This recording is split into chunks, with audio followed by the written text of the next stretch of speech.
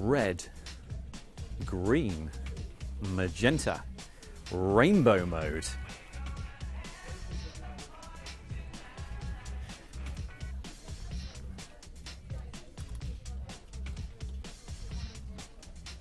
Voice activated.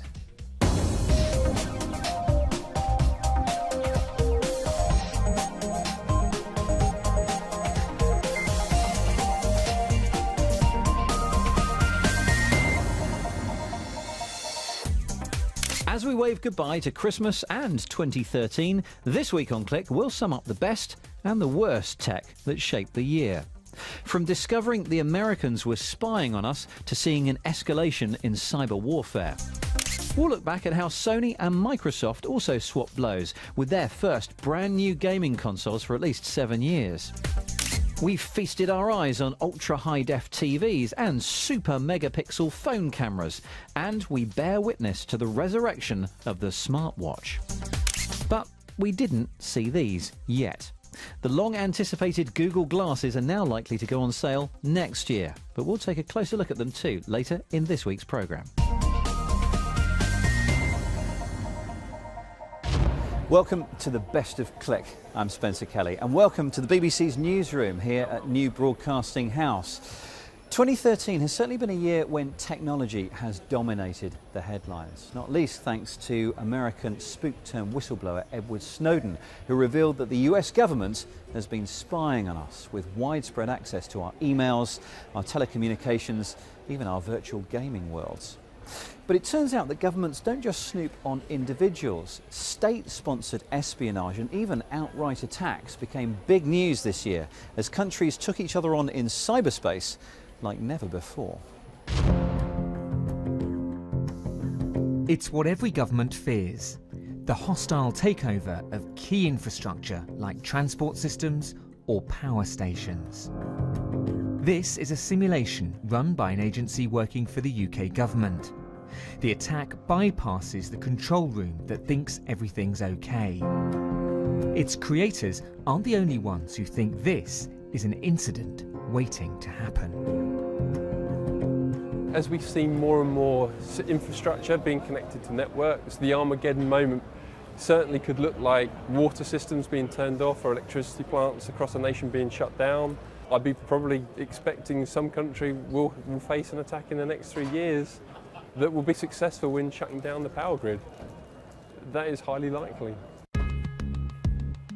Cassidian is a global defence and security provider, currently protecting government departments, including the military, in France, Germany and the UK.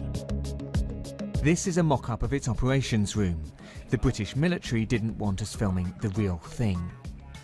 Analysts scan the chatter between computers looking for anything suspicious. Repeat attempts at passwords or a connection to a new computer with unusual volumes of traffic might spark a referral up the chain of command. This is active monitoring by humans for highly sensitive potential UK targets. Andrew Beckett is the boss. He's worked at GCHQ and protected the royal family in the past. I asked him who was on the attack. You can get techniques or attack techniques and attack tools very cheaply from the internet. You can buy expertise that wasn't available for traditional methods of espionage.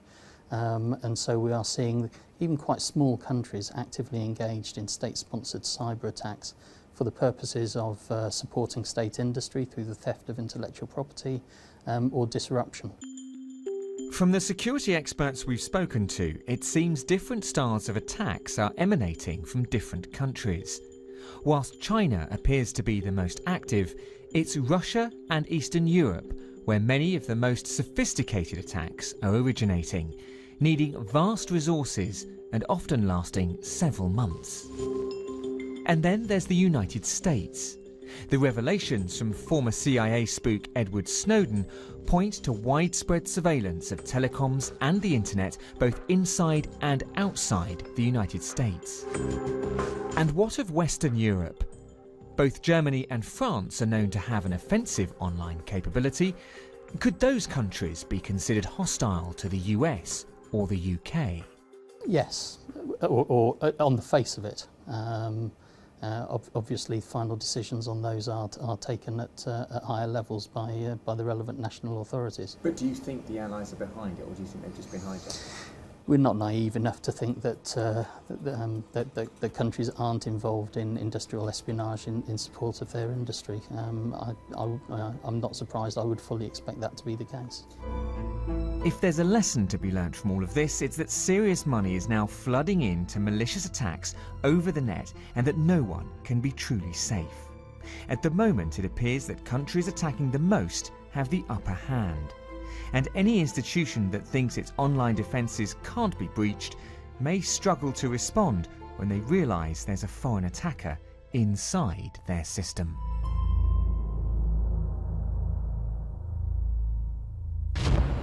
The rise in 2013 of state-sponsored cyber attacks. Scary stuff. Less scary, perhaps, if you turn it into a game. And that's what happened earlier this year when I visited the UK Cyber Security Challenge. It's a competition designed to plug a worrying skills gap in the UK's defences by encouraging youngsters into the business. Arm those missiles and prepare to fire.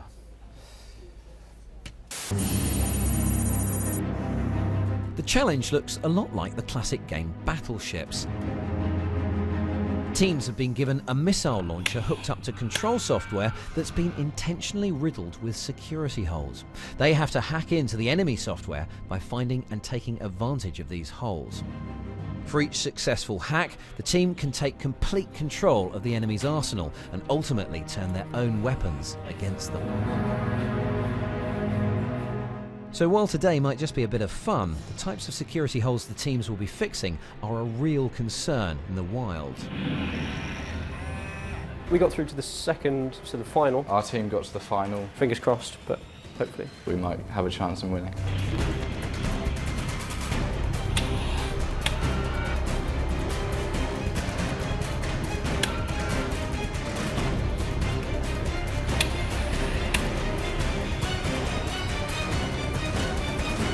And to the victor, the spoils of war. And the winning team is the red team. Well done. If we don't increase the pool of talent in cybersecurity in the UK, then we won't have enough people to safely secure the systems that we depend on. So next time there'll probably be a little more at stake.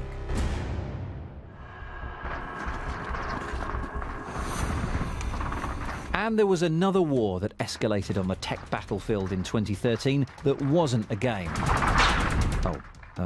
Yeah, actually, it was. Ladies and gentlemen, welcome to the console wars. A little bit much, you think? At its launch event last month, Microsoft waxed lyrical about the Xbox One's credentials as a multimedia device.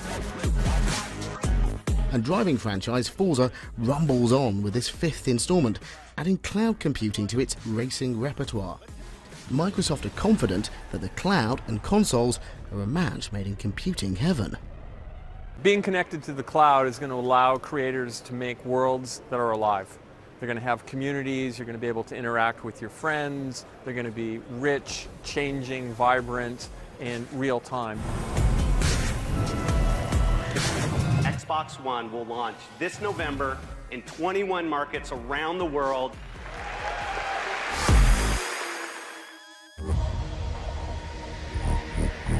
Over at Sony's press event later the same day, the covers finally came off the PS4. Ladies and gentlemen, I'm thrilled to introduce the PlayStation 4. As the world's press caught a first glimpse of, well, a rather anonymous black rectangle, but an anonymous black rectangle with a few surprises in store. While physically the console itself is pretty unfussy, the controller has had a bit of a Vegas makeover. You'll notice this large glowing light on the front of it. When it's used in conjunction with the PlayStation camera, it allows the console to know where the controller itself is in three-dimensional space, how it's being held, what its position is. This then means that it can be used as a motion-sensitive device. What we're seeing here is called Playroom. It uses the PlayStation camera and the motion-sensitive controller, as well as the touchpad on the controller. If I swipe the controller like this, little AR robots are birthed into the room. And you can interact and play with your little robots, knocking them over or getting them to wave to us. Mark Chislak, who is almost as friendly as his little companions, although I'm not sure how I'd feel if he slapped me about like that. Now, one of the biggest trends of 2013 was the emergence of a new type of TV, which is higher def than high def. Typical, just after we got all this kit up and running. Anyway, ultra high definition 4K TVs have 4 times the resolution of HD, and they're going to play a big part in the tech story of 2014 as their prices start to drop to, well, something a little less than 4K. But it's not just moving pictures which got an upgrade this year. We took some pretty impressive and rather big photos to remember 2013 by.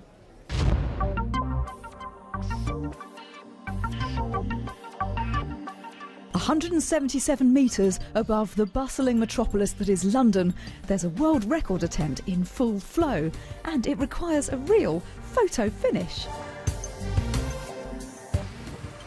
This is the 29th floor of the BT Tower, and behind me is one of the cameras going through tests ready for its attempt at the world record tomorrow. Now, each camera is going to take 13,000 pictures, and the resulting panorama stitched together is going to be the largest photograph in the world. What could possibly go wrong?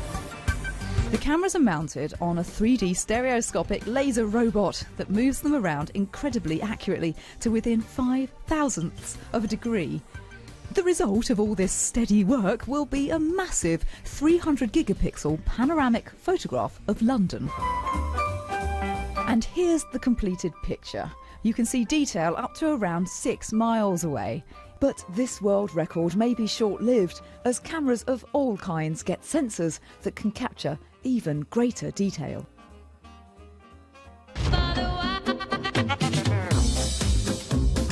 They say size isn't everything, except when it comes to 2 new smartphone cameras with more pixels per shot than we've ever seen before. First up, the Nokia Lumia 1020 that sports a massive 41 megapixel camera. The advantage of having so many pixels, says Nokia, is not so we can print cathedral-sized posters, but to let you zoom in 3 times without the loss of image quality, and 25 times once the shot's taken. If you don't fancy the 1020's Windows 8 OS, then there's something new arriving on platform Android. Now, this monster only sports a paltry 20 megapixel sensor, but it's got a few tricks up its sleeve as well. Together with the Z1, Sony has released 2 new clip-on lenses. The QX10 pairs with the handset when you touch the NFC symbols on each device together. So now I look like a proper photographer.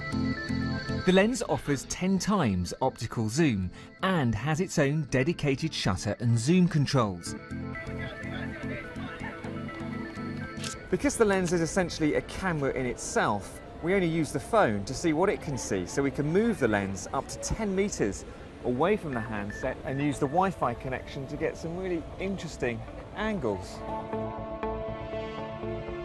And while camera tech took off on our phones in 2013, the year also saw some cleverly designed imagery to fool us into thinking we're looking at a real person. Meet Digital Emily. If you thought she was real, then she fooled you too. No, this is a 3-dimensional animation created with the help of a tool that just may be changing movie making forever. To get the details just right, animators need multiple images of a performer from different angles, all snapped at exactly the same moment. Enter the light stage, hidden away in a university research lab, a 9-foot sphere wrapped in more than 6,900 LEDs, capable of creating light of almost any color from every direction. Then 7 cameras start taking pictures under a variety of lighting conditions, with the actor using about 30 different basic facial expressions. Animators feed those different images into the computer and combine them all to create an intricate digital map, which forms the foundation for their detailed 3D model. That detail is what makes fake Emily look so real. This includes getting the shape of the face right, all the way down to the texture of the skin. And all of these things change every time you make a different facial expression. So our only way that we have currently to be able to produce this kind of data efficiently is to get a real person and turn them into the virtual avatar. Much of the work with this technology has been focused on the big screen in movies, but there's also a place for it in your living room on your gaming console. You see, the more faces animators capture on the light stage, the better they get at creating lifelike visuals, and the closer we get to being able to play games as digital versions of ourselves. Maybe just a couple of good cell phone photos of you uploaded to our system, we can figure out exactly what you look like in all of this detail and then download back to your game console a version of you that will look like you and act like you. This high-tech tool of the future is also connecting us to the past. Using a larger version of the light stage, the university's Shoah Foundation is capturing hundreds of hours of interviews with Holocaust survivors. Editors then combine multiple camera angles to create a 3-dimensional video. To be clear, the hologram display doesn't exist yet, but researchers are working on it with prototypes that combine 70 projectors and a curved aluminum screen to create a lifelike 3D image without those clumsy glasses, potentially giving students the most realistic interactions possible. How old were you when the war ended? I was between the ages of 13 and 14 when the war ended.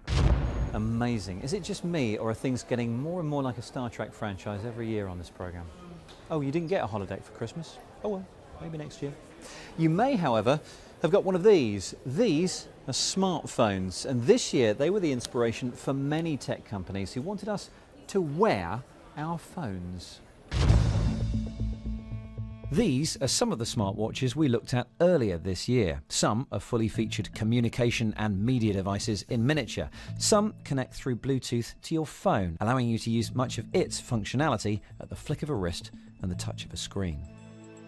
And while these watches were from smaller companies hoping to make a name for themselves with an early land grab, or wrist grab, here at IFA, 2 much bigger names were showing off their take on the tech. So let's start with Sony's smartwatch 2 then. Now, first thing to note, and it's an important one, you cannot listen to phone calls or speak into this watch to talk to someone who's calling you. This is seen very much as a second screen, a companion device for the phone that's in your pocket or your bag. So you can see incoming notifications. That's the whole point of this watch, really, that it will alert you to any text messages, emails, Facebook messages that come into your phone. You can read the messages quite adequately there. You can't type into it. You can send some pre-programmed SMS replies, but that's about it. And there are currently about 300 apps for this watch. Here's the other smartwatch everyone's been making a hullabaloo about, Samsung's Galaxy Gear. Now, a key difference between this and Sony's watch is that you can make calls through the watch. It has a speaker and a microphone on the back here, so you can talk into it and hear someone on the other end of the line. It doesn't have a SIM card in it. You still have to connect it through Bluetooth to your device, which actually makes the calls. And interestingly, it has to be a Samsung Galaxy device. Not any Android phone will do in this case. And this also has a camera, so you can take stills and 10-second videos, which you can then transfer to your phone at a later point. Now, one big problem with smartwatches is that battery sapping backlight. Sony says you'll need to charge the smartwatch 2 every 2 to 4 days. Samsung says the Gear will only last 25 hours with normal use. Well, here's a third new smartwatch which might just be onto something. Qualcomm's TOC uses a colour Mirasol display, which is visible even when the backlight is off, and which allows the watch to run for up to 5 days without a charge. And when you do need power, you don't need a cable. It charges wirelessly on a special surface. A feature that could prove to be a winner in a future where our watches wind down every few days. Wearable tech, something we think will be big in all sorts of ways in 2014. But more on that next year. Time is ticking after all. And just before we round off this year's Click, we've just got time to show you an experiment which we did this year to find out just how much our technology understands us. This year has seen a breakthrough in real-time translation, with voice recognition and sophisticated algorithms promising to allow us to be understood in any language. Or at least, that's what we were told. Bugün öğle yemeğini beraber yiyelim mi? Let's have lunch together today. Va bene, dove preferisci andare? Is it okay to wherever you want to go? Bildiğin güzel bir İtalyan lokantası var mı? Do you have a nice Italian restaurant Mobildigen of wrist pain? Bildiğin güzel bir İtalyan lokantası var mı? Do you know a nice Italian restaurant? Sì, c'è un ristorante che fa pizze giusto qua vicino. If there is restaurant making pizzas right with neighbouring. Great, well done. Well, it didn't go that smoothly, but hopefully they're going to turn up at the same place at the same time. This is Google Glass, which is basically a connected computer which you can wear on your face. It's got a built-in camera, microphone and speaker, so it should provide you with everything you need for a bit of translation. Now, when I put these on, I may feel rather silly, but it looks to me as though I can see a screen over there, the other side of the room. Of course, what you're looking at is a piece of glass, but this is a better idea of what I can see. You may have heard about some of the camera features, but what we're interested in now is the translation. So, if I want to do a basic translation, this is what I do. OK, Glass, Google, hello, how are you, in French. Bonjour, comment allez-vous? Via the bone conduction speaker, I can now hear that it's bonjour, comment allez-vous, and it's written there in my screen. Pretty cool, and that's just a prototype. Glass and many translation apps need to be online to work though, and that data could end up being pretty expensive if you're abroad, when you're likely to need translation the most. How about if you can't even read the language you want to translate? Well, you might want to try this, which can translate road signs and other text. So you've got your device to understand you, and it's translating when you actually need it to. But even in this perfect scenario, you might still be a bit disappointed with what comes out. Odds are you'll get the gist of it across, but why can't we just have a natural conversation? When you translate from one language to another, you have to make all sorts of decisions about how to interpret words and phrases in your own language and in the language you're going into. And those decisions, if you don't make them properly, will produce garbage. In the first days of translation, what they would do is they'd take an English sentence, translate it into Russian, and then use the system to translate it back to see how well the system is doing. So they took the sentence, the spirit is willing but the flesh is weak. And they got back from the Russian, the vodka is good but the meat is rotten. Technology lost in translation. Ah well, maybe they'll nail it next year, when I suspect we'll see a lot more of those glasses and many others besides. But that is it for the first of our 2 roundups on Click for the year. Next week we'll be taking to planes, trains and automobiles as we open up Click's video album on some of the most extraordinary places the show has visited this year, in the hope of bringing you something you may not have seen before. Until then, we wish you a very happy 2014. Thanks for watching, and we will see you next year.